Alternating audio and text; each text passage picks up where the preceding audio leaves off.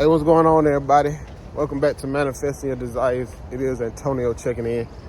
And today I made it out here in nature before I make it to work, before I get my day started. I haven't been out here in a long time, man. It just, you know what they say, life has been lifing. But, today I had some time and I was like, let me get out here. And, as I'm out here, I'm just thinking about a lot of things, like me reprogramming my subconscious. And the more I think about it, I just realize how much of a habitual creature we are, and a lot of things that I want to reprogram and deprogram, it's a lot of work that has to be done. At night I listen to my subliminals, and throughout the day I work on keeping myself in a certain frequency, certain vibration, because I feel like we are radio towers just looking for the right frequency, and being that we are towers or radio tower, radioactive, electromagnetic, I made all that up, not the radio towers. I actually saw somebody who gave that analogy, but we just like some radio towers, and these radio towers emit certain frequencies. And I'm learning more and more that this life is about pretty much how you feel. That when it boils down to it all, it's all about your feeling. Not saying that you got to feel, happy-go-lucky and jolly 24/7, but if you can maintain a state of feeling a certain way, whatever you consider optimistic, whatever you consider positive, whatever you consider good, if you can maintain that state, then I think that would allow you to operate on a higher frequency. And that frequency is, the frequency that pretty much the things that you desire reside on. And as I've been reprogramming my subconscious and working on my mental, maybe, and this wasn't recent, but since I've been doing this inner work, or just subconscious work, whatever you want to call it, is that a turtle? I'm tripping. There's a lot of turtles at this particular preserve.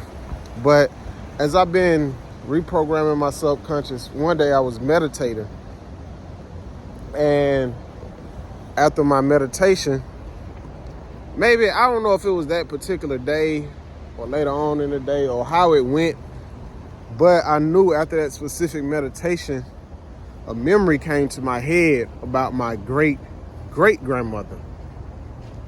And I was just like, a memory came, and I was like, I remember being at the funeral or going to the funeral for my great-great-grandmother. And I remember I was 3 years old.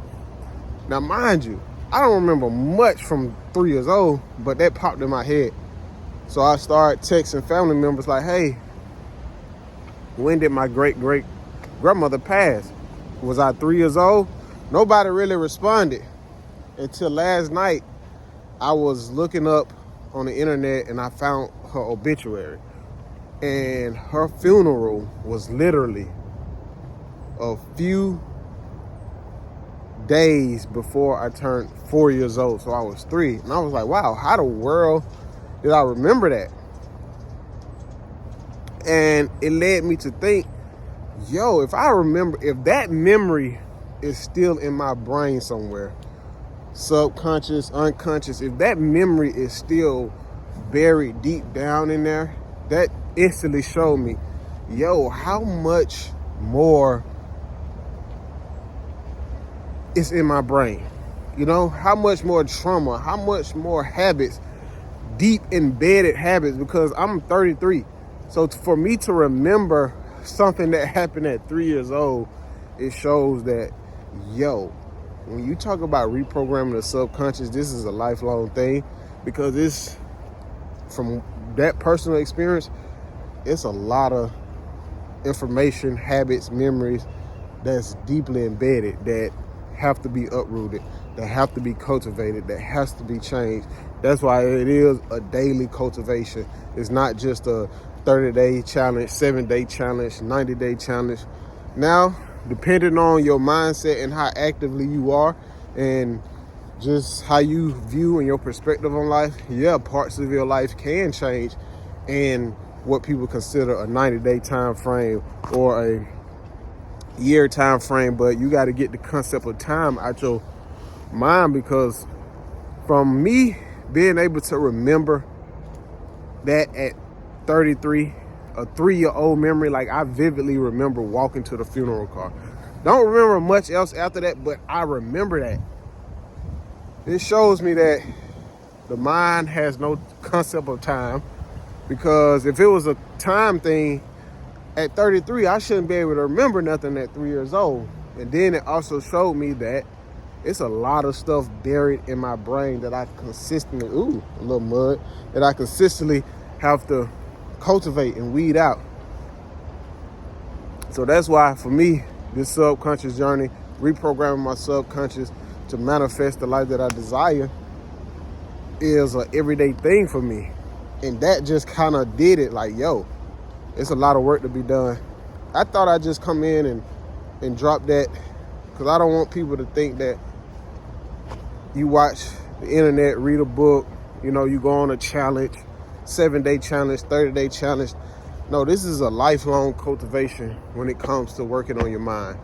And I remember reading a book by David Eagleman. I think it was called The Brain.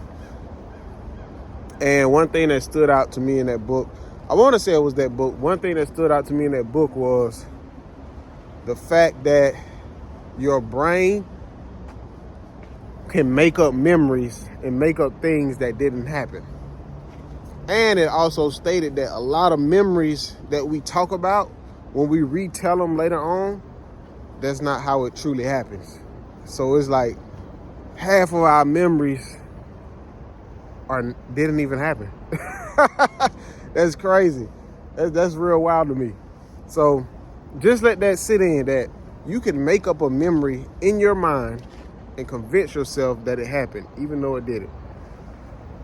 So with that said, man, I want y'all to keep cultivating and keep digging deep in y'all minds, clearing it out, getting it ready for abundance, getting it ready for prosperity, getting it ready to, live the life that you desire, not the life that society says, not life that your religious group say, not the life that your spiritual group say, not the life that your family and friends, but the life that you desire. Get that ready. Dig deep in your mind and clean it out. Clean it out. Take a risk with yourself. Take a risk and get on that journey for life of self-improvement and self-love. Peace out.